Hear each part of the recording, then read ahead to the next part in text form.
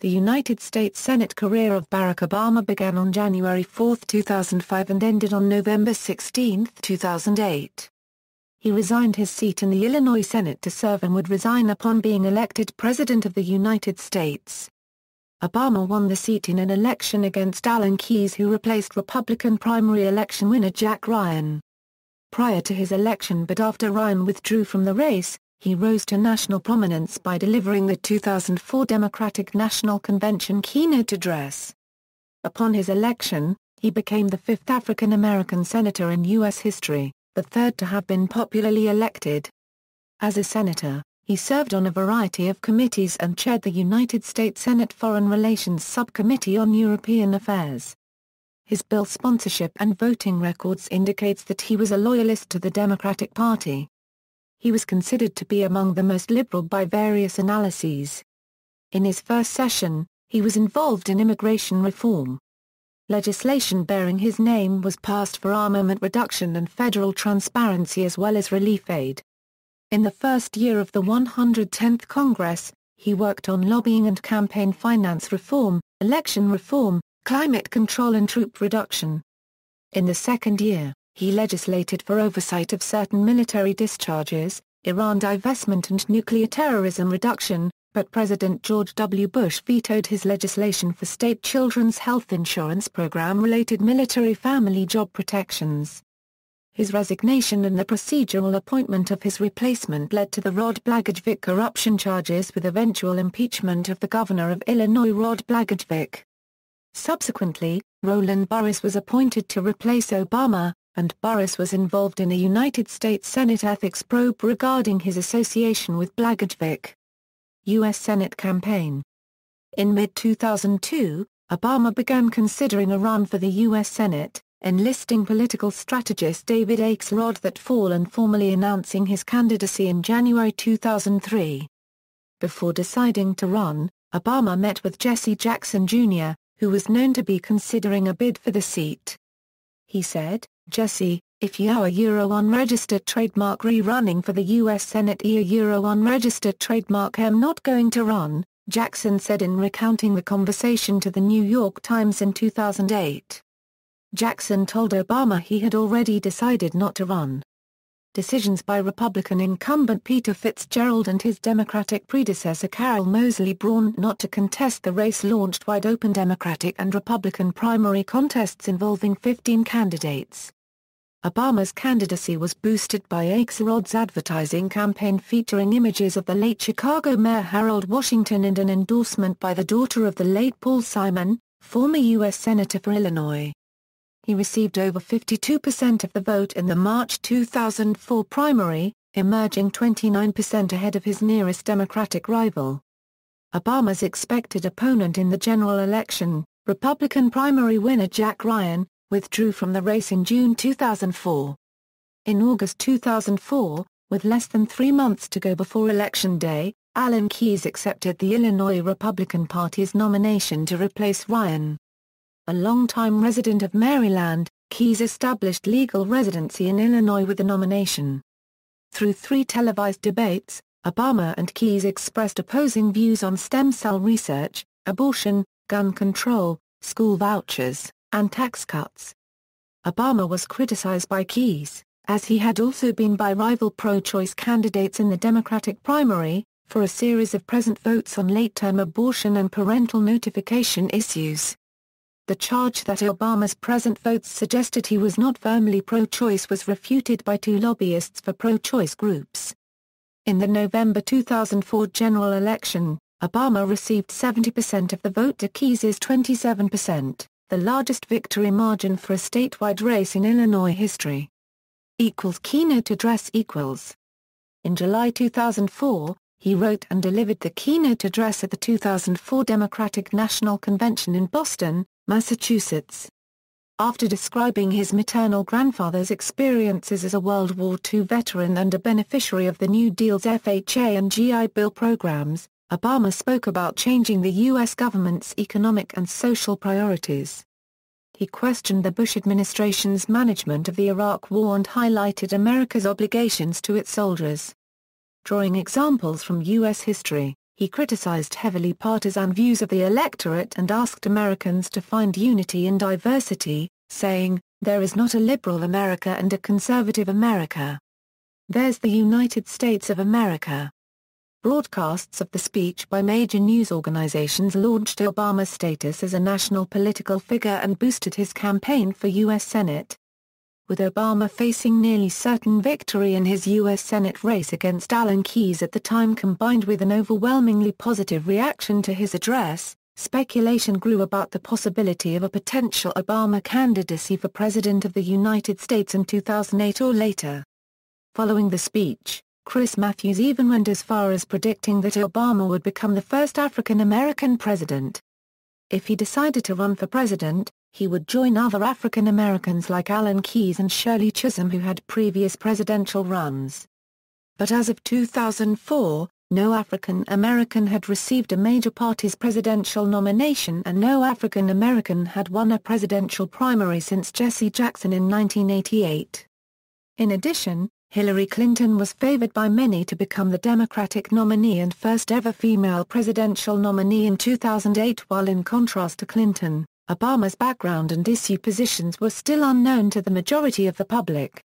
For the next 2 years, Obama would downplay speculation of a future presidential run and focus instead on his duties as a U.S. Senator. Initial work: although a newcomer to Washington, he recruited a team of established, high-level advisors devoted to broad themes that exceeded the usual requirements of an incoming first-term senator. Obama hired Pete Rouse, a 30-year veteran of national politics and former chief of staff to Senate Democratic leader Tom Daschle, as his chief of staff, and economist Karen Kornbluh, former deputy chief of staff to Secretary of the Treasury Robert Rubin, as his policy director. His key foreign policy advisors have included former Clinton administration officials Anthony Lake and Susan Rice, as well as Samantha Power, author on human rights and genocide. Obama held assignments on the Senate committees for foreign relations, health, education, labor and pensions, homeland security and governmental affairs, and veterans affairs, and he was a member of the Congressional Black Caucus. He was a chairman of the Subcommittee on European Affairs. Nonpartisan analyses of bill sponsorship and voting records placed him as a rank-and-file Democrat, and Democratic Party loyalist. The U.S. Senate Historical Office lists him as the fifth African-American senator in U.S. history, the third to have been popularly elected, and the only African-American serving in the Senate until he resigned his seat in November 2008 in preparation for his new job as the 44th President of the United States. Committees: Committee on Health, Education, Labor, and Pensions, Subcommittee on Children and Families, Subcommittee on Employment and Workplace Safety, Committee on Homeland Security and Governmental Affairs, Subcommittee on Investigations, Subcommittee on Federal Financial Management, Government Information and International Security, Ad hoc Subcommittee on State, Local, and Private Sector Preparedness and Integration. United States Senate Committee on Veterans Affairs, Committee on Environment and Public Works, Subcommittee on Clean Air and Nuclear Safety, Subcommittee on Private Sector and Consumer Solutions to Global Warming and Wildlife Protection. Committee on Foreign Relations, Subcommittee on European Affairs, Subcommittee on Near Eastern and South and Central Asian Affairs, Subcommittee on East Asian and Pacific Affairs, Subcommittee on African Affairs, Subcommittee on International Development and Foreign Assistance, Economic Affairs, and International Environmental Protection. Source: United States Senate 109th Congress. Source: United States Senate 110th Congress. 109th Congress. Obama took an active role in the Senate's drive for improved border security and immigration reform. In 2005, he co-sponsored the Secure America and Orderly Immigration Act introduced by Senator John McCain. He later added 3 amendments to the Comprehensive Immigration Reform Act, which passed the Senate in May 2006, but failed to gain majority support in the U.S. House of Representatives. In September 2006, Obama supported a related bill, the Secure Fence Act, authorizing construction of fencing and other security improvements along the United States-Mexico border. President Bush signed the Secure Fence Act into law in October 2006, calling it an important step toward immigration reform. Partnering first with Senator Richard Lugar, and then with Senator Tom Coburn, Obama successfully introduced two initiatives bearing his name. Lugar-Obama expands the Nunn-Lugar cooperative threat reduction concept to conventional weapons, including shoulder-fired missiles and anti-personnel mines. The Lugar-Obama initiative subsequently received $48 million in funding. The Coburn-Obama Transparency Act provides for the website userspending.gov, managed by the Office of Management and Budget. The site lists all organizations receiving federal funds from 2007 onward and provides breakdowns by the agency allocating the funds, the dollar amount given, and the purpose of the grant or contract. Obama and Coburn also collaborated on repeated efforts to end the abuse of no-bid contracting in the aftermath of natural disasters. In December 2006, President Bush signed into law the Democratic Republic of the Congo Relief, Security, and Democracy Promotion Act, marking the first federal legislation to be enacted with Obama as its primary sponsor. As a member of the Senate Foreign Relations Committee, Obama made official trips to Eastern Europe, the Middle East, and Africa. In August 2005, he traveled with Richard Lugar to Russia, Ukraine, and Azerbaijan. The trip focused on strategies to control the world's supply of conventional weapons, biological weapons, and weapons of mass destruction as a first defense against potential terrorist attacks. Following meetings with U.S. military in Kuwait and Iraq in January 2006, Obama visited Jordan, Israel, and the Palestinian territories. At a meeting with Palestinian students 2 weeks before Hamas won the legislative election, Obama warned that the U.S. will never recognize winning Hamas candidates unless the group renounces its fundamental mission to eliminate Israel. He left for his third official trip in August 2006, traveling to South Africa, Kenya, Djibouti, Ethiopia and Chad. In a nationally televised speech at the University of Nairobi, he spoke forcefully on the influence of ethnic rivalries and corruption in Kenya. The speech touched off a public debate among rival leaders, some formally challenging Obama's remarks as unfair and improper, others defending his positions. 110th Congress. In the first month of the newly Democratic-controlled 110th Congress, Obama worked with Russ Feingold to eliminate gifts of travel on corporate jets by lobbyists to members of Congress and require disclosure of bundled campaign contributions under the Honest Leadership and Open Government Act, which was signed into law in September 2007. He joined Chuck Schumer in sponsoring S-453, a bill to criminalize deceptive practices in federal elections, including fraudulent flyers and automated phone calls, as witnessed in the 2006 midterm elections. Obama's energy initiatives scored pluses and minuses with environmentalists, who welcomed his sponsorship with John McCain of a climate change bill to reduce greenhouse gas emissions by 2/3 by 2050, but were skeptical of his support for a bill promoting liquefied coal production. Obama also introduced the Iraq War De-Escalation Act of 2007, a bill to cap troop levels in Iraq, begin phased redeployment, and remove all combat brigades from Iraq before April 2008. Later in 2007, Obama sponsored with Kit Bond an amendment to the 2008 Defense Authorization Act adding safeguards for personality disorder military discharges, and calling for a review by the Government Accountability Office following reports that the procedure had been used inappropriately to reduce government costs. He sponsored the Iran Sanctions Enabling Act supporting divestment of state pension funds from Iran's oil and gas industry, and joined Chuck Hagel in introducing legislation to reduce risks of nuclear terrorism. A provision from the Obama-Hagel bill was passed by Congress in December 2007 as an amendment to the State Foreign Operations Appropriations Bill. Obama also sponsored a Senate amendment to the state children's health insurance program to provide 1 year of job protection for family members caring for soldiers with combat-related injuries. After passing both houses of Congress with bipartisan majorities, SCHIP was vetoed by President Bush in early October 2007, a move Obama said shows a callousness of priorities that is offensive to the ideals we hold as Americans. Legislation and voting record. One analysis of bill co-sponsorship classified Obama as a rank-and-file Democrat. Another, of party-line votes, tagged him a Democratic Party loyalist. The National Journal, in its 27th annual vote ratings, identified Obama as the most liberal senator in 2007, though this conclusion was rated barely true by PolitiFact. Asked about the journal's characterization of his voting record, Obama expressed doubts about the survey's methodology and blamed old politics' categorization of political positions as conservative or liberal for creating predispositions that prevent problem-solving.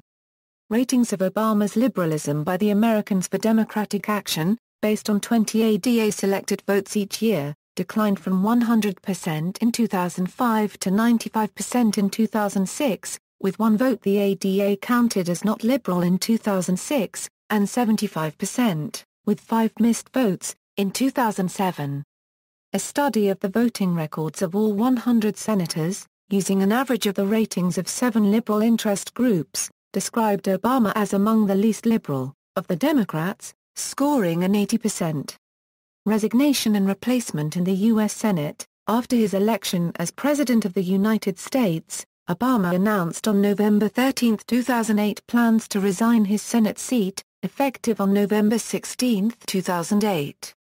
In the wake of the impending appointment, Patrick Fitzgerald, United States Attorney for the Northern District of Illinois, announced on December 9, 2008 in a press conference in Chicago, Illinois that Rod Blagojevich, Governor of Illinois, and his Chief of Staff John Harris, had been arrested by the FBI early that morning on federal charges of corruption in connection with allegations about a pay-to-play scheme to fill Obama's Senate seat, among other allegations. Blagojevich was charged with mail fraud and solicitation of a bribe. According to Fitzgerald, Blagojevich tried to sell off Obama's open U.S. Senate seat to the highest bidder, as well as pressuring the Chicago Tribune to fire editors critical of the Blagojevich administration in exchange for state assistance in selling Wrigley Field. In spite of the criminal allegations against him, Governor Blagojevich announced that he would appoint a new senator before the end of the year.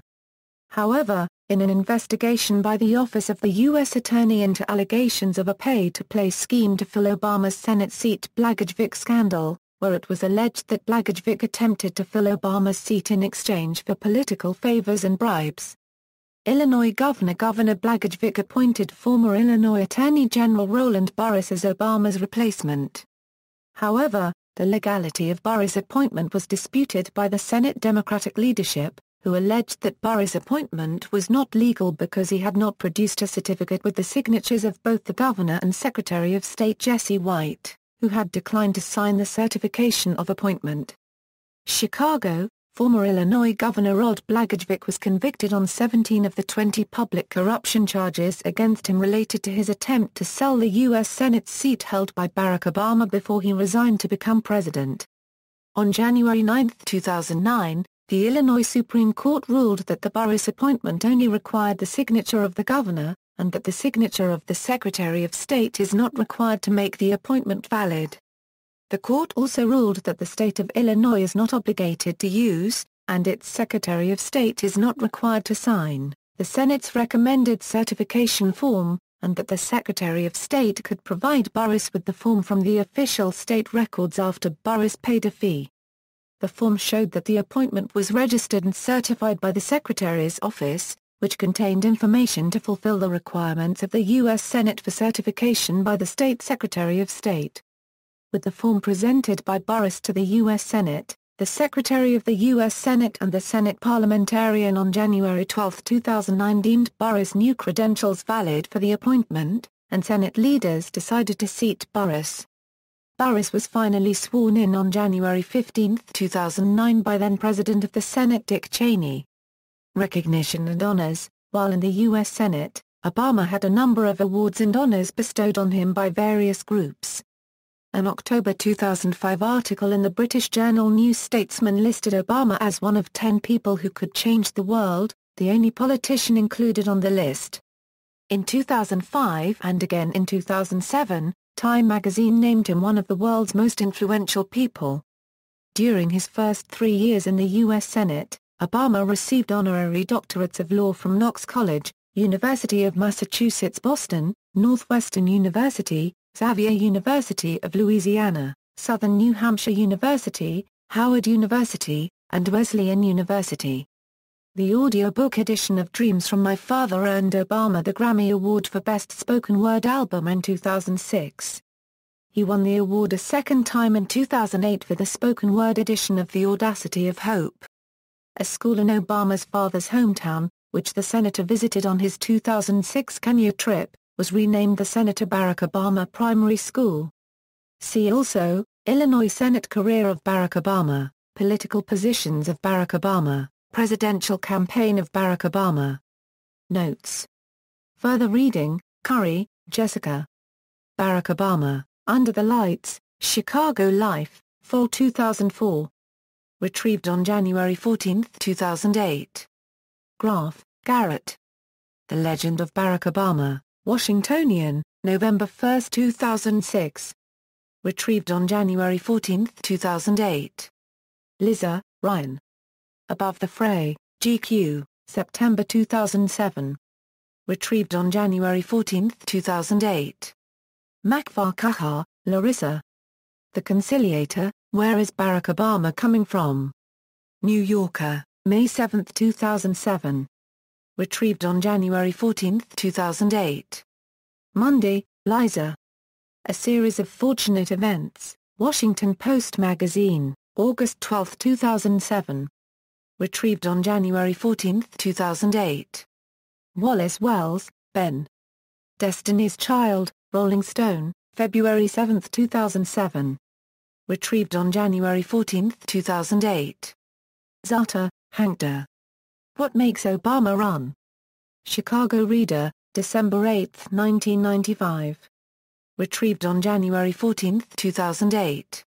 External links. United States Senate Career of Barack Obama at the Biographical Directory of the United States Congress, Biography at the Biographical Directory of the United States Congress, Profile at Project Vote Smart, Financial information at the Federal Election Commission.